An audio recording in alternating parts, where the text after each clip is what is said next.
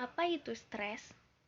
Secara umum, stres merupakan suatu tekanan atau sesuatu yang menekan individu dari dalam. Sesuatu tersebut disebabkan oleh ketidakseimbangan antara harapan dengan kenyataan yang diinginkan oleh individu. Keinginan tersebut bisa berupa keinginan jasmaniah maupun rohaniah. McGrath dalam Weinberg dan Gould pada tahun 2003 menyatakan jika stres akan muncul pada individu bila ada ketidakseimbangan atau kegagalan untuk memenuhi kebutuhannya. Ada nggak sih dampak dari stres ini? Ternyata ada loh teman-teman. Dampak dari stres ini bisa menimpa kondisi fisik maupun kondisi psikologis individu. Contoh, dampak dari stres yang menimpa kondisi fisik individu seperti sakit kepala, pusing, sakit perut, atau mengeluarkan keringat berlebihan.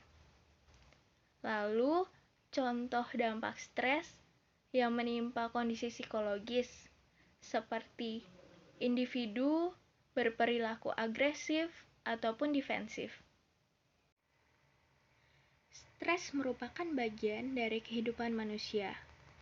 Namun stres tidak akan datang tiba-tiba tanpa adanya suatu penyebab.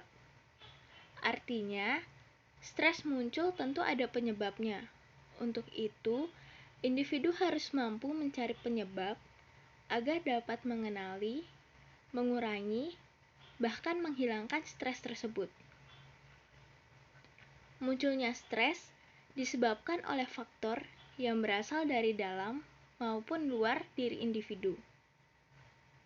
Adanya kesenjangan antara harapan dan kenyataan menimbulkan konflik dalam diri individu sehingga berdampak pada munculnya stres.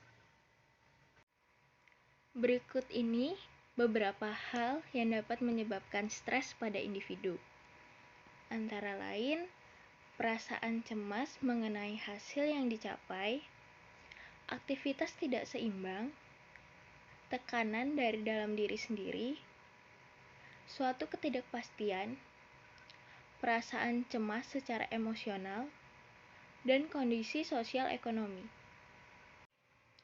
Sebagai contoh, seorang siswa terlalu banyak pekerjaan rumah,